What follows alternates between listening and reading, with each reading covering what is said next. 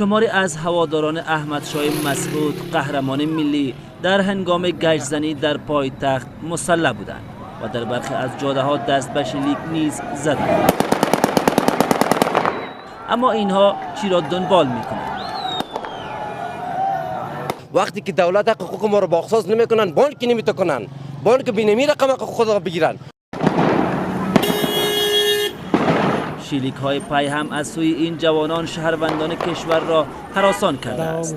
امنیت افغانستان خوب نیست، قدر باز که تو فورا کار کنن میبینن چی میگن، هر رقم مطابق تو اینجا ببینه یا خودشان مداخله دارن و یا گپ سومی میتونه ضعف حکومت باشه.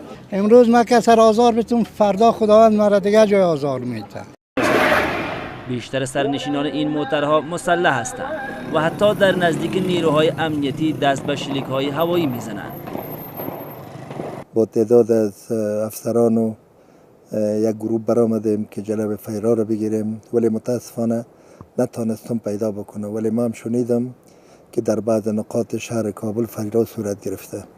اما در کنار دیگر شهر شماری از پایتخت نشینان با پختن غذا و ختم قرآن از این روز یادبود میکنند و اینجا شماری از هنرمندان گرد آمدند و تصویر بزرگی از قهرمان ملی کشور را نقش این دیوار دارند. ما آمدیم عکسای قهرمان ملی را گفتیم برای دیواران نقاشی میکنیم که توسط هنرمون بتونیم به مردم بفهمانیم که قهرمان ملی تنها اسلحه و جنگ را نمیشناخت. در سالهای اخیر هواداران احمدشاه مسعود قهرمان ملی در هنگام گشت‌زنی دست به شلیک‌های هوایی میزنند و در برخی از حالتها نظم را برهم میزنند.